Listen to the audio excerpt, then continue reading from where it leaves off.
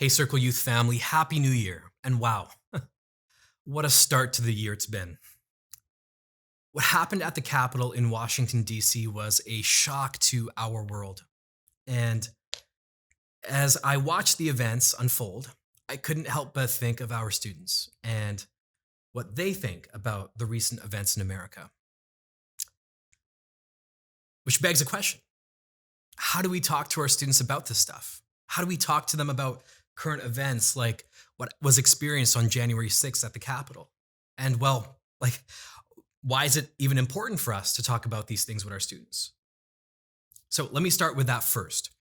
You see, when I was in grade 9, many years ago, wasn't that long ago actually, my history teacher, Mr. Black, he challenged us to constantly stay up to date on current events in our world. So naturally, I did.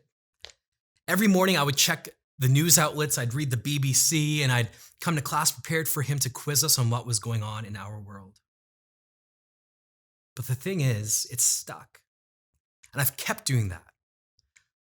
I guess what I'm trying to say is that our students are more connected than they've ever been before. And they're more aware of what's happening in the world than we ever were. So I thought I was pretty woke for my age. But wow, our students know so much and see so much. So that's why it's important for us to talk about it. That's the first one. Talk about it.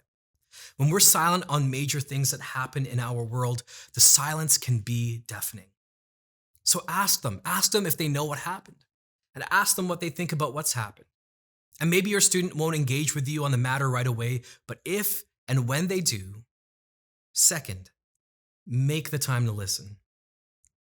You see, maybe they're frustrated and angry. Maybe they're confused and need an outlet to ask questions.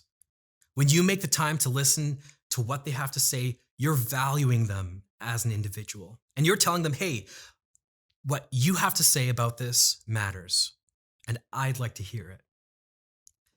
The other thing that you can do is share how you are feeling. It's important for our young people to know that what's happening in the world affects all of us too, and that it's okay to be upset, to be sad, or confused about what's happening. And we as adults can create an environment for our students to be open about what they're thinking when we share what's on our mind. And finally, I'd say, and most importantly, we should emphasize the Jesus way of living. Now, maybe that's a little bit confusing. What is Jesus telling us to do in response to what happened at the Capitol? Well, not directly, but Jesus knew. He knew 2,000 years ago. Yes, in this book, the Bible that we read, which some of us think is archaic and outdated. You see, he knew that we would experience division and all of the hurt and the anger that comes with it. But here's the thing. You see, it wasn't about, they're right, they're wrong. It wasn't about political leanings.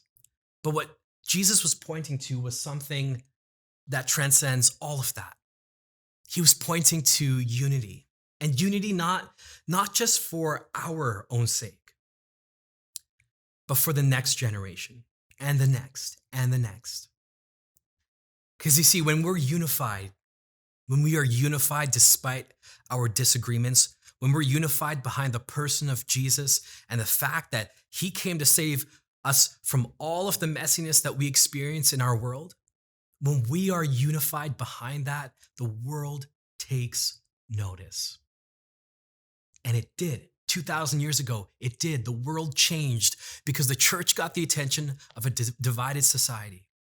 And when we create a space for our young people to struggle with and grapple with questions about life and the messiness of life that we experienced on January 6th, and how our life intersects with that, well, then we embark on the journey of setting an example to the world of what it looks like to disagree, but have mutual love for one another.